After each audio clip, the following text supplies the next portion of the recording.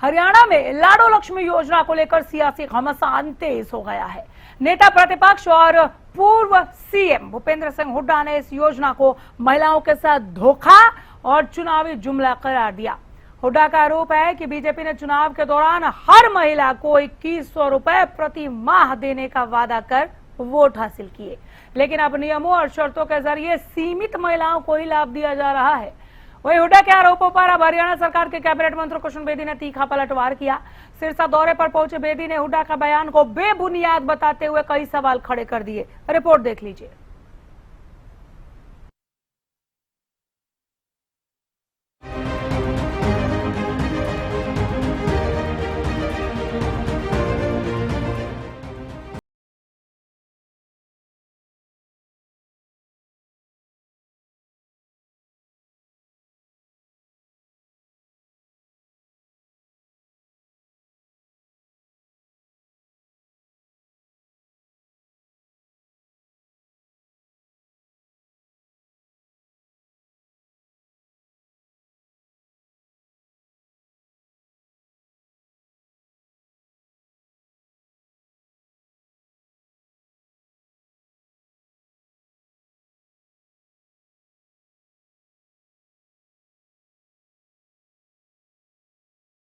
कहाँ लागू किए उन्होंने? लागू करी है? मैनिफेस्टो देखा था ना? मैनिफेस्टो देखा क्या? मैनिफेस्टो में क्या वायदा था इनका? हर महिला को देंगे। अब नए नए कानून बना रहे हैं। हुड्डा के आरोपों पर जवाब देते हुए सिरसा में कैबिनेट मंत्री कृष्ण बेदी ने कांग्रेस नेता पर तीखा हमला बोला। बेदी ने कहा कि भूपेंद्र सिंह हुड्डा बिना सिर पैर की बातें करते हैं और उनकी बातों का कोई आधार नहीं। उन्होंने तंज कसते हुए कहा कि हुड्डा की बात न उनके घर वाले सुनते हैं और न ही कांग्रेस पार्टी के लोग। बेदी ने दावा किया कि राज्य सरकार जनता से किए गए वादों को पूरा कर रही है और विपक्ष केवल राजनीतिक बयानबाजी कर रहा है। उन्होंने कहा कि सरकार की योजनाओं का लाभ पात्र लोगों तक पहुंच रहा है और विपक्ष को जनता को गुमराह करने की बजाय तथ्यात्मक राजनीति करनी चाहिए। बातें कुछ हो रहे हैं। लाडो लक्ष्मी योजना का हवाला दिया कि सबको उन्होंने लाडो लक्ष्मी योजना का लाभ देने की घोषणा की थी, लेकिन अब चुनिंदा लोगों को ही जो इसका लाभ मिल रहा है। अब भूपेंद्र हुड्डा जी की पत्रकारी सुनते हैं, कांग्रेसी भी नहीं सुनते और घर के भी नहीं सुनते। वो आप ही को जो कुछ बता जाते हैं कोई बिना सिर पैर की बात है। आप मुझे बताइए, कोई बेटी प्रोफेसर है, कोई बेटी डॉक्टर है, कोई बेटी आईएएस है, कोई बेटी एचसीएस है, कोई बेटी क्लर्क है, कोई बेटी किसी और प्रोफेशन के अंदर है, उसको कैसे लाडो लक्ष्मी का लाभ दे सकते? हुड्डा जी दे देंगे क्या? एक आर्थिक तौर पर कमजोर बहनों को मजबूत करने के लिए, सशक्त करने के लिए कुछ पैसा उनके हाथ में चला जाए, ये योजना बनाई थी। योजना कमजोर आदमी के लिए बनती है, आर्थिक तौर पे जो पीछे रह गए उन साथियों को मजबूत करने के लिए बनती है। या मैं मंत्री हूं, फिर तो मेरी पत्नी को भी लाभ मिलना चाहिए इस बात का। हुड्डा जी भी अपनी पत्नी के लिए अप्लाई करेंगे क्या? किस प्रकार के एक इतना लंबे समय तक जो व्यक्ति सरकार में इतने महत्वपूर्ण पद पे रहे, 7-7 8-8 बार विधायक और एमपी हो गए हैं, वो लोग इस प्रकार के बेतुके सवाल करते हैं।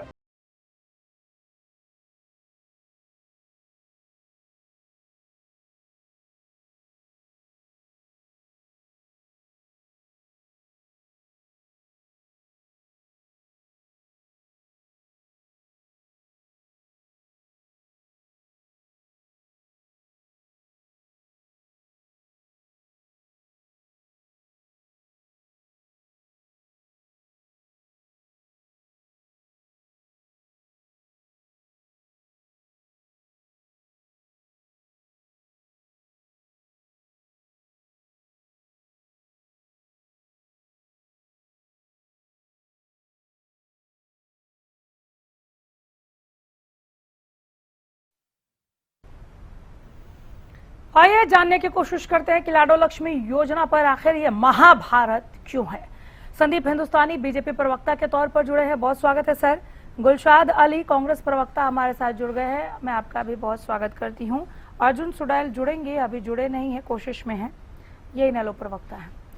संदीप जी, क्या विरोध है? बीजेपी समझाएगी इसे? लाडो लक्ष्मी को लेकर? आवाज आ रही है मेरी आप तक? बिल्कुल।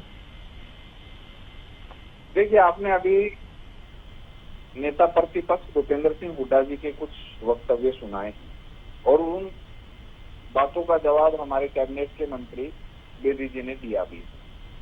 एक्चुअली भूपेंद्र सिंह हुड्डा जी के साथ समस्या कुछ और है। क्या है? अभी आपने देखा होगा कि कांग्रेस पार्टी की तरफ से एक एडवाइजरी टाइप जारी हुई कि कांग्रेस पार्टी में कौन लोग धरना प्रदर्शन कर सकते हैं, कब कर सकते हैं, किससे परमिशन लेनी होगी। लेकिन आपने ये भी देखा होगा कि उसको सबसे पहले तो भूपेंद्र सिंह हुड्डा जी के जो समर्थित माने जाने वाले विधायक हैं उन्होंने उनका विरोध किया और बाद में खुद भूपेंद्र सिंह हुड्डा जी ने उस बात का विरोध किया और उन्होंने एक बात और भी बोली जो बड़ी गंभीर बात थी कि जो मेरे विधायक हैं वो भी इस बात को नहीं मानेंगे। सर, विषयांतर हो रहे हैं क्या हम? नहीं, मैं आपको लाडो लक्ष्मी पे आ जाइए ना। वो आपको कह रहे हैं, हुड्डा साहब कह रहे हैं कि आपने मैनिफेस्टो में कुछ और कहा और बाद में किया कुछ और, उसका जवाब दीजिए।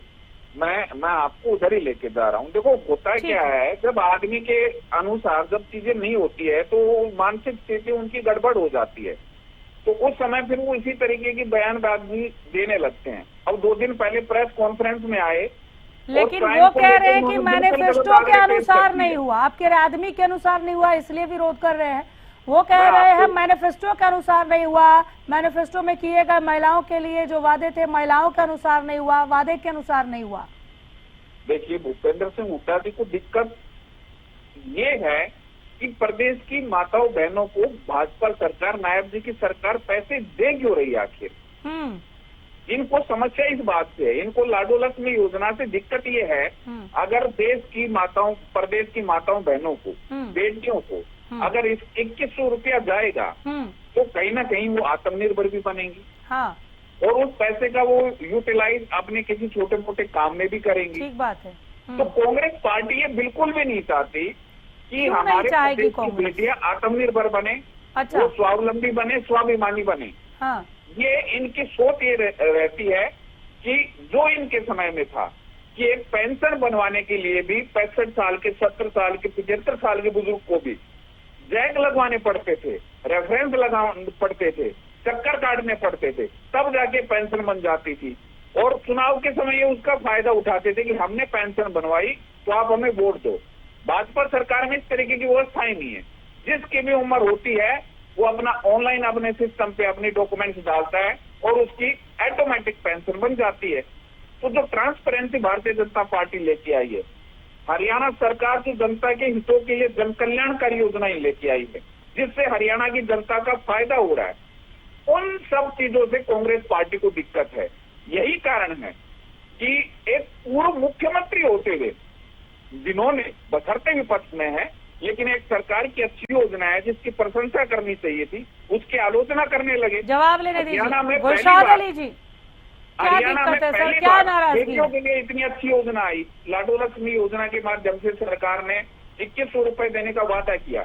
और ये नायब जी की सरकार है जिन्होंने अपने पहले ही बजट में 5000 करोड़ रुपए के बजट का प्रावधान किया था, 5000 करोड़ रुपए का।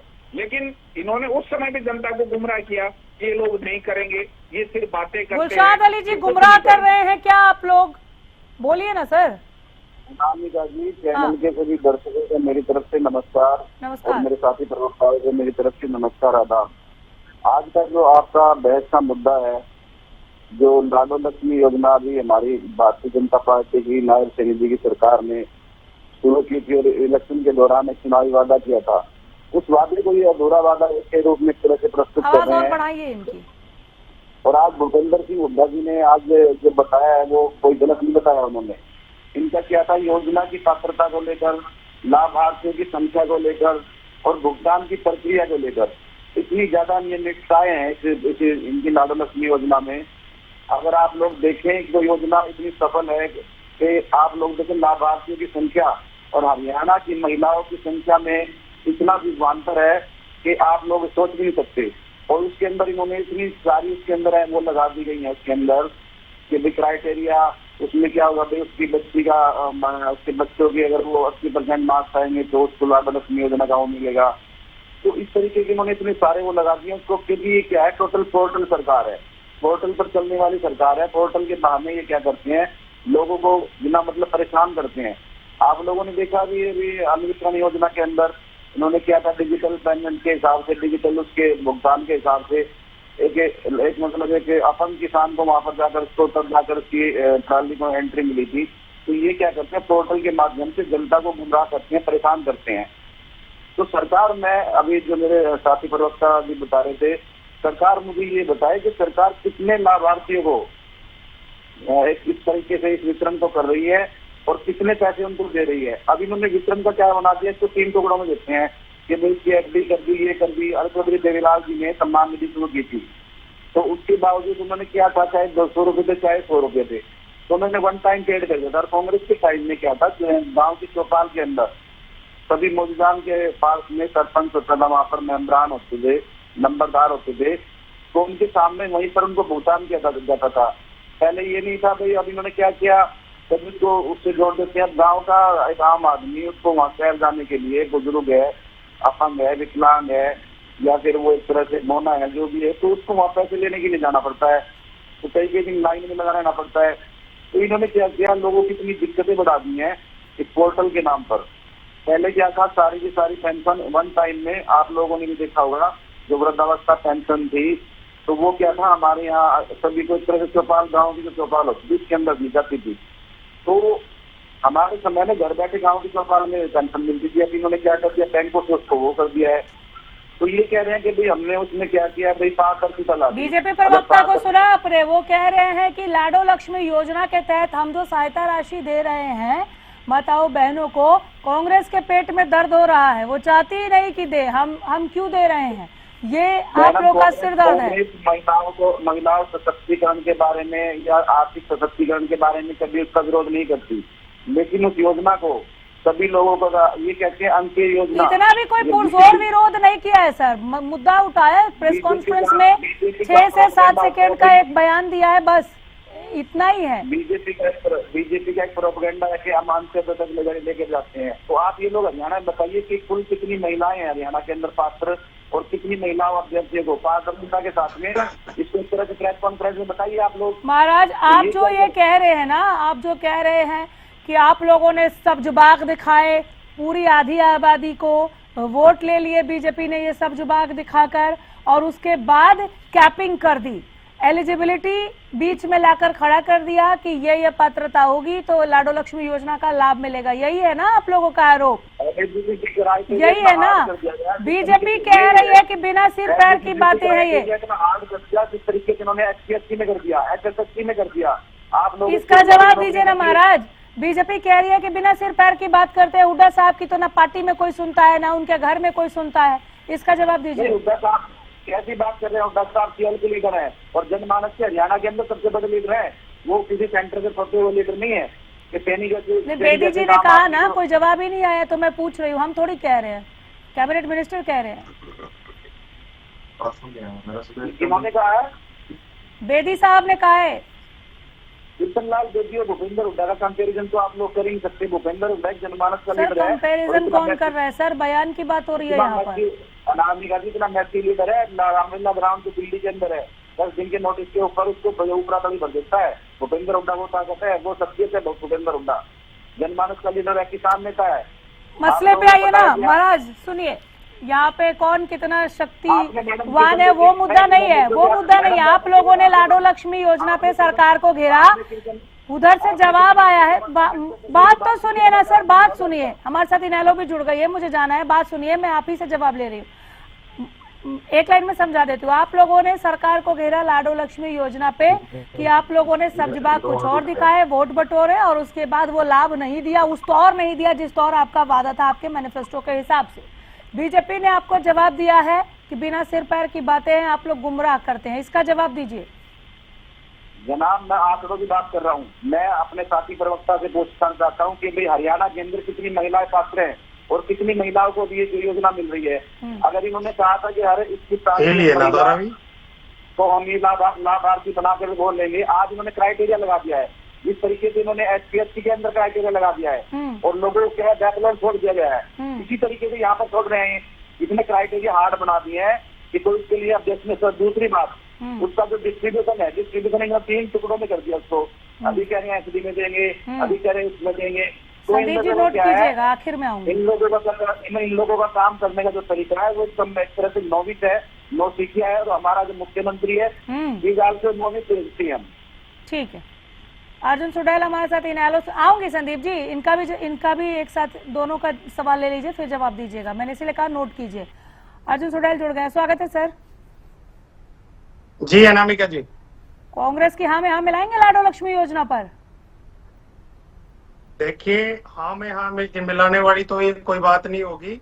जो सच्चाई है वो मैं बताऊंगा, वही मैं भारतीय जनता पार्टी के प्रवक्ता साथी से पूछने का काम करूंगा।